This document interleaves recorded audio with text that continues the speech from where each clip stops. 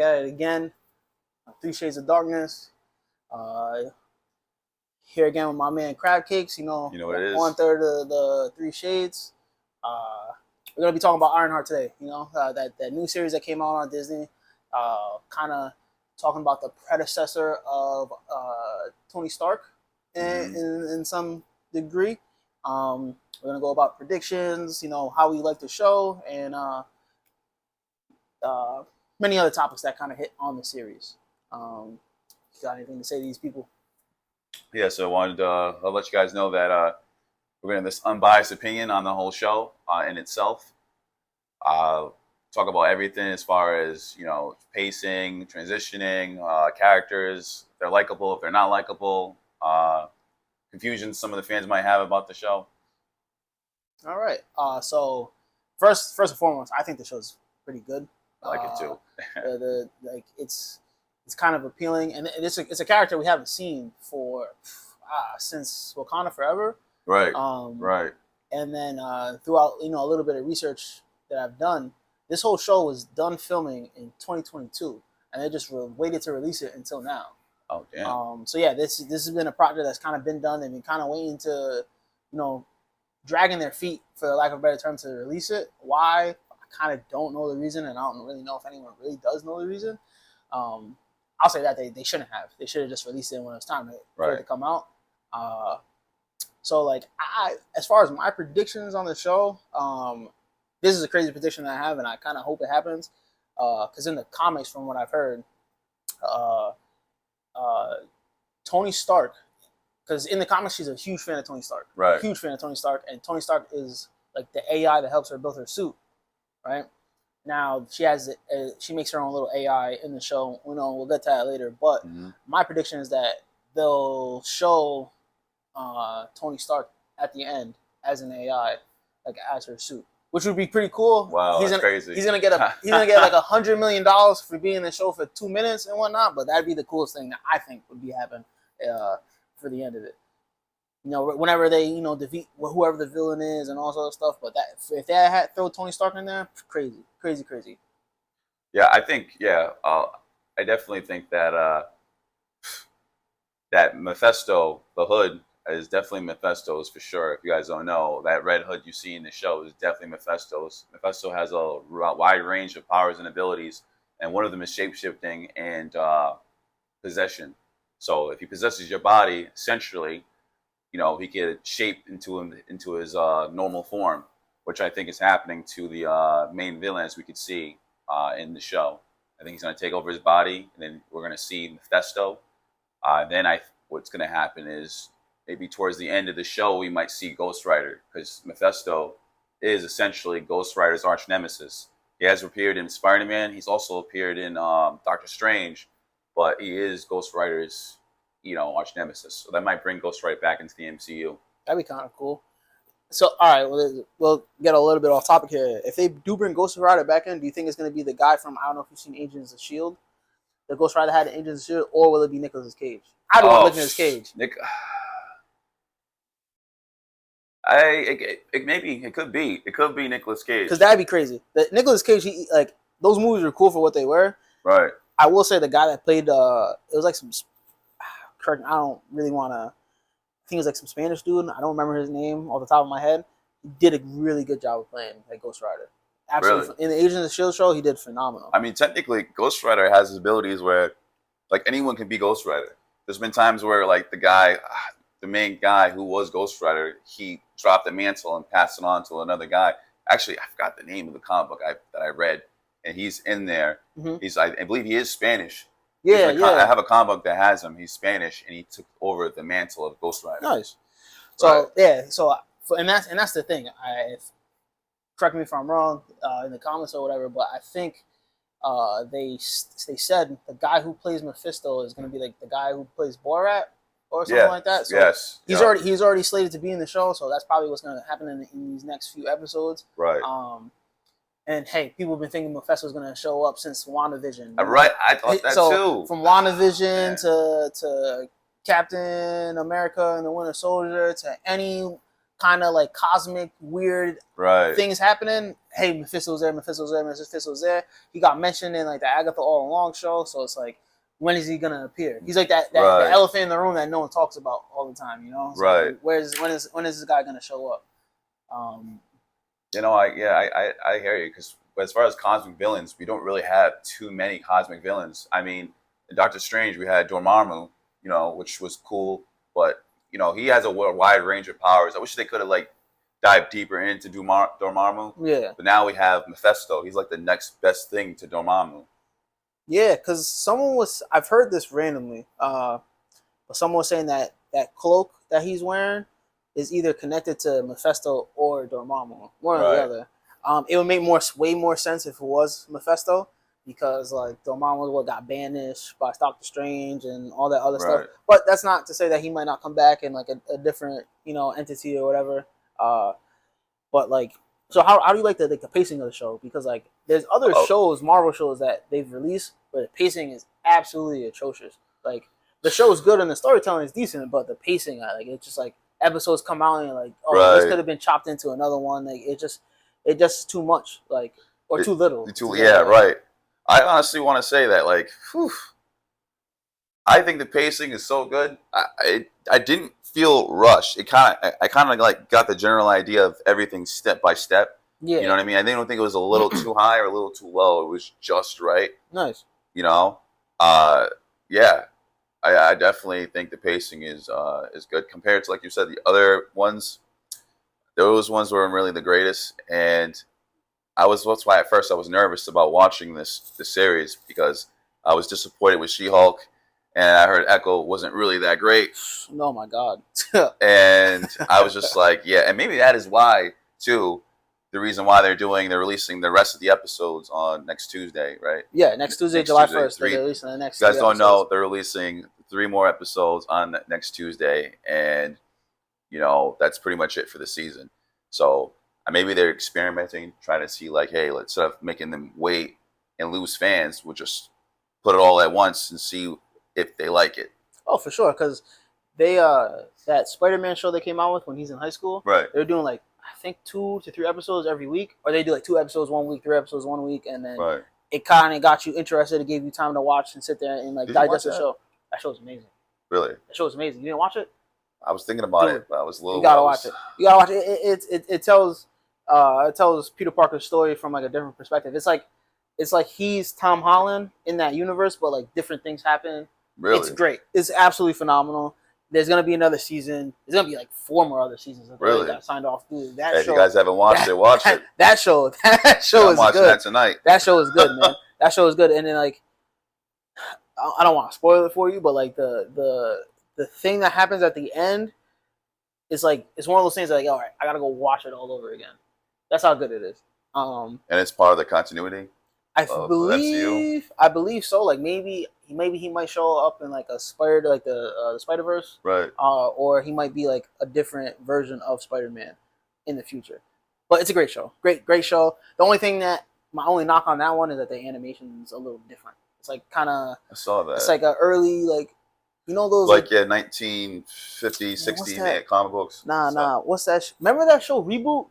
Yeah, of course. It's like kind of Watanabe fans up there. Yeah, it's kind of like Reboot, but like cartoon ish. It looks like a comic book just moving. Right. Honestly, that's the best way to describe it. It looks like a comic book on TV moving around. That's the best way I could describe it. But like back to Ironheart.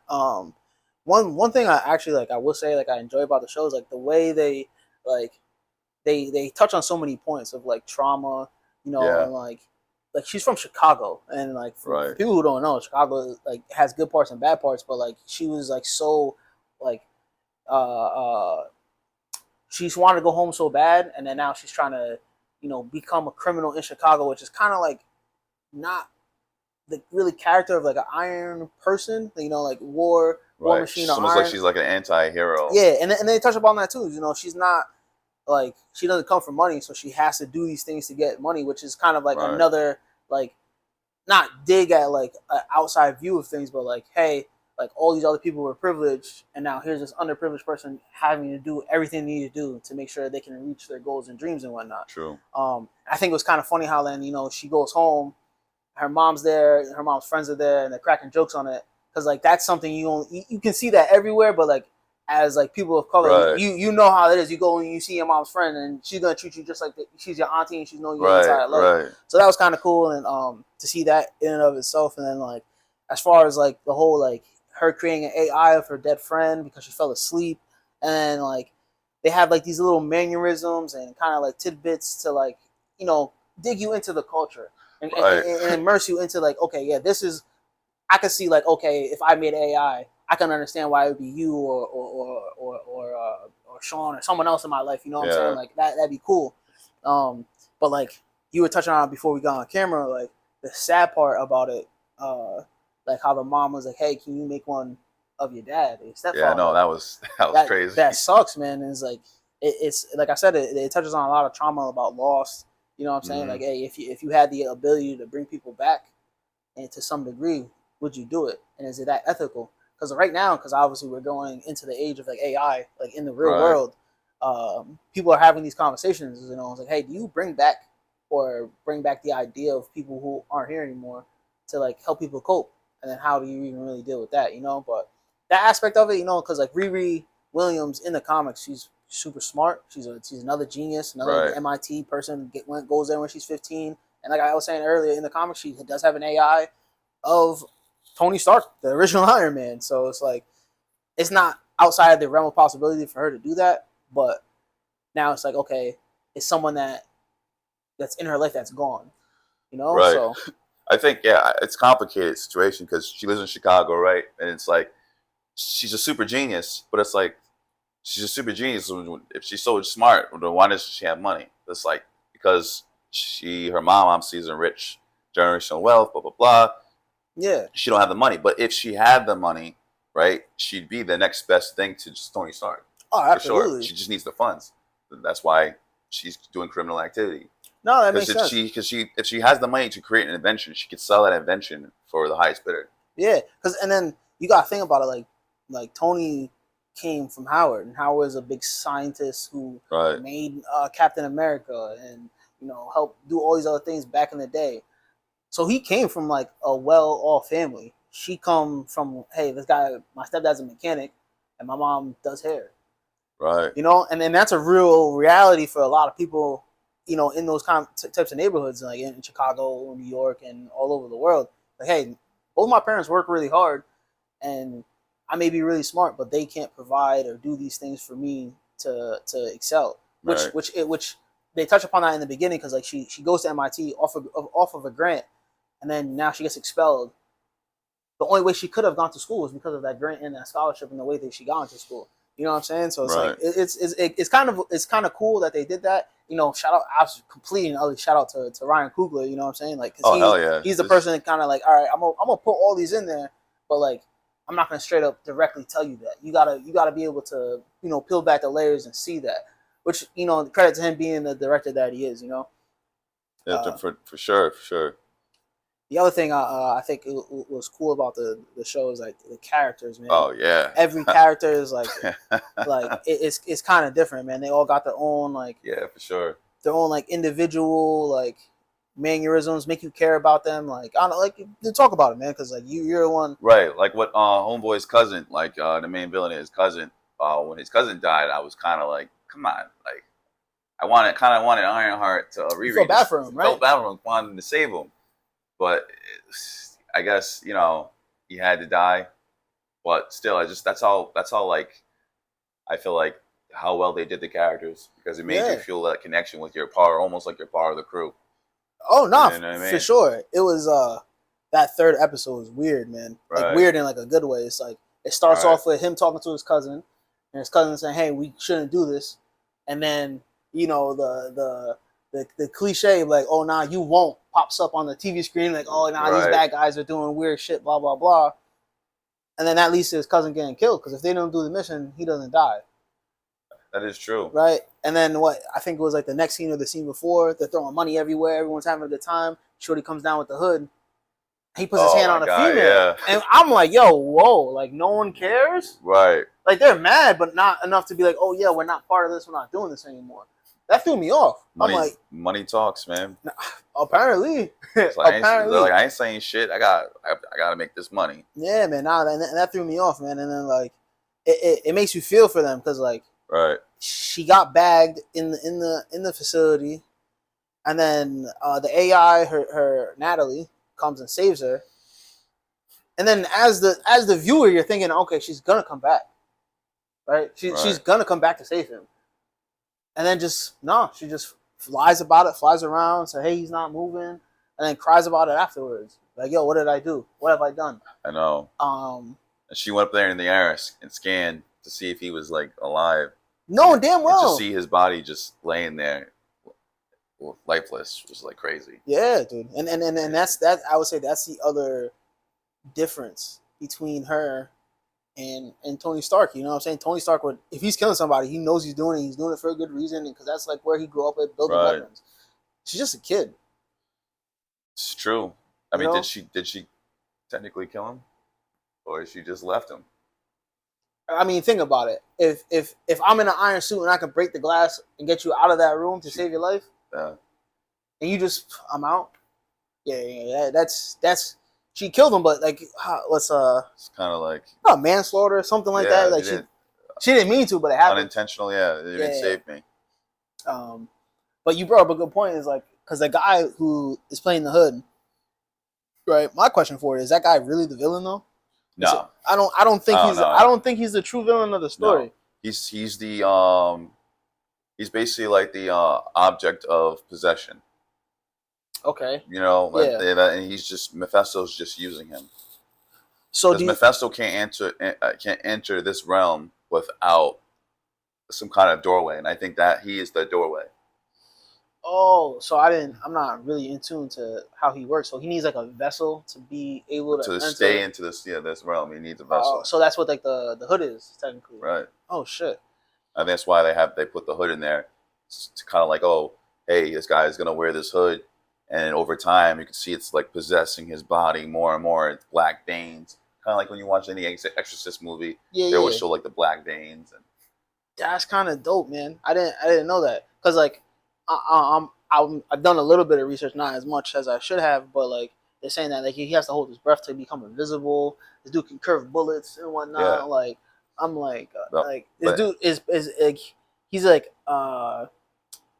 he's pretty much like a supervillain that's dealing with regular people trying to just like get contracts for them people to make money. Right. That's a weird. Their scheme is also very strange, by the way. I'm gonna go blackmail this super rich person, make them sign a contract so my buddies can get paid on top of it. It's like, yo, why don't you just rob them regularly? Yeah, it don't make sense. It doesn't make sense. I get a residual income, something that they're getting consistently. They want consistent money. Oh yeah, so I guess it doesn't run out. Right. Yeah, but I don't see how that would work without. How long do you keep leverage for? Yeah, exactly. How long until that person's like, okay, I don't care anymore. Like. Yeah, exactly. And then, you gotta give these 6 people a 6-figure income for X amount of years because you signed a contract. Like who? Like I don't know. It's a very weird scam. That's a good point. It's a very weird scam because like, all right, if I'm that business person, I can sign that contract, but like, yo, what makes this contract legal? 1. That is true. 2, like after I make so much amount of money, I could just be like, all right, yo, I don't care about you anymore. Like the second guy, he didn't give a shit. The second guy gave no fucks. That was a real guy. That was a real deal, dude. He was like, yeah, I knew you were coming. I'm not scared of you. Right. But what are you gonna do next? That is true. And how much? And I was curious, like, how much he put on that check. Yeah, he never mentioned it. It wasn't a blank check. He just like, here, you can take this, or I'm not signing this paper. Right. Which is genius. Like that was a very, very bold. I thought he's a businessman. It was a smart move. Here, take this check. Say it was, I don't know, 100 million. 10 million, and get out of my face. Just split that amongst your friends, and then keep it moving. You don't really need like a 6-figure income every year from him with his fucking. Crazy. What do you have? Plants? That's what I got out of that. They were on this boat. This guy's. And the thing was in the ocean, right? Right, it was the ocean. Why do you have a what's it called? A greenhouse in the middle of the ocean on a boat? Kind of weird. Yeah. Kind of weird. It was. Yeah, that makes sense. The woman that had the they had the construction company. She The was doing tunnel thing? the tunnel. I thought it was a Yeah. pretty dope idea. They need to do that for. They got that from Wakanda though, Oh, because that's what they do in yes. Wakanda. Like if you go back in the mountains, that's how they move the material back and forth. I don't think Oh, yeah. like that lady herself got it from Wakanda, but that's what they do in Wakanda. Right. I think that was probably their best contract. Oh yeah. I don't see how the whole plant guy was going to give him Nah. what he needed. And they were trying to do like three jobs. There was another job they were supposed to do, but like, I don't think it's gonna happen because of what happened in the last episode. Right. Because like spoiler warning ahead if for anybody who didn't watch it. At the end of the last episode, obviously her cousin dies, and then he goes back to wherever their hideout, and then sees a vision of her cousin, like choking to death, and he's hearing like the hood talk to him, and then there's a silhouette of Ironheart like hovering over him. So I think he knows. Oh yeah, he gave basically let him see like who did it. Yes, without speaking. Because he was like, oh, like why my cousin? Like what's the point? Right. Like you're not helping me, and then gave him the vision like, okay, hey, this is the person that did it to you or did it to your cousin. Now, yeah, go after him. Right. Which I think is gonna play into the next episodes, but it's Well, now it's crazy because now there's only gonna be 3 episodes. Like that's a lot of story to tell in 3 episodes. Yeah. So they're gonna. So they're gonna. We're gonna. I mean, I'm not like upset. At least I know I'm gonna see Mephisto. We probably might end first season with Mephisto. Oh, for sure, absolutely. He's if he doesn't appear in that first one, I'll be disappointed. He's gonna for sure be in the last episode, 110%. Like I don't think I'm gonna get my Tony Stark prediction because you got to pay Robert Downey Jr. way too much money to appear in a movie, especially for a cameo. Like there's no way it's happened because like he got paid I think like $10 million to appear in the Spider-Man movie, like Homecoming. He's only in the movie for 10 minutes. Wow. So it's waste. Which is crazy because like I feel like is Chris Hemsworth worth more than him or no? Tony Stark. Nah. Which is kind of crazy to me, only because there was never once a shitty Thor movie that I've seen. Every single one was good. Did you watch The Dark World? I did. You liked it? I did. You're one of like 15 people on the planet. Really? I swear to God. Well, then if that's the case, okay. Well, we'll say this. If that's the case, that's like what Iron Man 3 was terrible. Okay. So they get their neck and neck. So how is he getting paid more? Hold on. We'll touch on that in 2 seconds. We'll end the Ironheart discussion, saying that stay tuned for Tuesday, July 1st. They're coming out the next 3 episodes. That'll be the last 3 episodes of the season, and then whatever happens after that. Hopefully, it comes out with a good ending. I can't wait to see what happens. Can't wait. I think it's a good show. I think everything is kind of leading in the direction of like Marvel going upwards instead of the decline they have the last couple of years. I'm excited. I hope you guys are excited. Oh yeah. Well, they're gonna have to do something anyway because now that what's his name switched over to DC. Yeah, James Gunn. James Gunn. Yeah. Now DC is gonna be a competitor in the thing. Oh, we'll touch on that. Huh? Yeah. Stay tuned also for July 11th. Superman comes out. We'll be watching that. We'll have a review on that as well. Spoiler review, non-spoiler review. We'll have the rest of the crew here for that review as well. But yeah, I think we'll end there. Right. In later videos, we'll touch upon other topics, man. Thank you for coming to 3 Shades of Darkness. As always, welcome to the dark side. There you go.